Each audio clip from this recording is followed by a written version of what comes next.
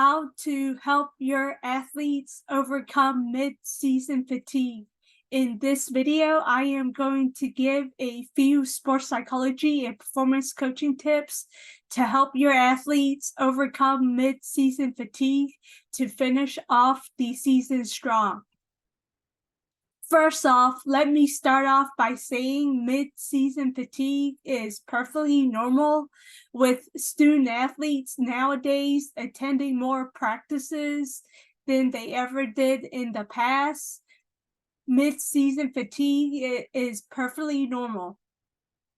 And as athletes, you all are probably experiencing these scenarios. The first scenario is your team is off to a great start. You are having a great season. You want to continue having a great season. You want to put yourselves in the best position possible to make the playoffs. You want to keep the momentum going, and your fear right now is mid-season fatigue getting in the way of you all getting a better playoff spot or destroying the momentum you all have built up from the start of the season up till now. In the second scenario, the team is really struggling. You all have more losses than wins, or you all may have lost every game of the season, and that contributes to your mid-season fatigue because as athletes, you all feel deflated from losing every game of the season. You all feel less motivated to try during practice. You all don't see the point in continuing the season and keep on playing for the rest of the season. However, your coaches are trying to get you all to finish off the season the correct way, which is as strong as possible, and to help you all become better overall players by the season's end. No matter which scenario you are in as an athlete, mid-season fatigue is something you have to overcome. So, how to help your athletes overcome mid-season fatigue? Self-care becomes the number one priority. After practices and after games, your athletes need to make sure that they get as much sleep as possible. I know in high school, student athletes get more homework and it negatively impacts the amount of sleep that they can get. However, they need to try to get as much sleep as possible. Sleep helps decrease the amount of mid-season fatigue your student athletes are right now experiencing. It helps them recover from the day-to-day grind of practices and games. It's the best form of recovery.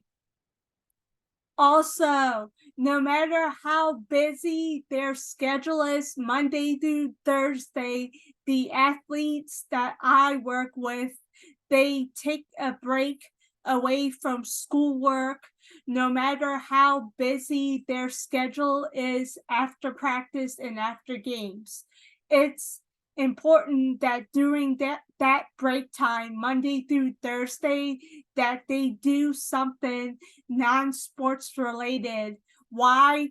To take their mind off of sports, to take their bodies away from sports. They do a great job of taking physical breaks away from sports, but athletes have a challenging time of taking their minds off of sports. Why? Because they don't even realize that talking about sports or thinking about sports increases the mid-season fatigue they are feeling. So it is very important that Monday through Thursday, when your children take a break when they arrive home from school, that no matter how long it is, 20 minutes, 30 minutes, or 1 hour, that they do something that is non-sports related, that doesn't involve talking about sports or thinking about sports, to decrease the amount of mid-season fatigue that they feel. Also, kids nowadays have a cell phone. They can sometimes scroll on their cell phone rather than prioritize sleep. So if scrolling on your cell phone is decreasing the amount of sleep that you are getting, please stop scrolling on your cell phone when you are supposed to be sleeping. Sleeping, again, I want to emphasize, is the best form of recovery. And also, the bed is the place for sleeping, not to rehearse plays or rehearse things that happen during practice and during games. Your athletes need to develop the habit of the bed is only for sleeping and not thinking about sports, thinking about what happened during the game, and thinking about what happened during practice. This increases their mid-season fatigue, and it also decreases the amount of sleep that they get. It negatively impacts their ability to sleep. Also, have your athletes get into the habit of getting your children to write down what things went well during practice, what did they do correctly, what are things that they need to improve on, what mistakes that they make, what do they need to do better during the next game or the next practice. By writing these things down, it decreases the likelihood that they will think about sports when they get into bed, and this helps them recover from mid-season fatigue. Also, one last final tip: have your children write down their season goals in a place where they can see it every day. When your children are experiencing mid-season fatigue, they are less motivated during practice. They are less motivated to perform well in games. By having their goals written in a spot where they can see it every day, it helps increase their motivation to practice on their own time, to do strength and conditioning activities on their own time, especially on days when they don't feel like it, when mid-season fatigue hits.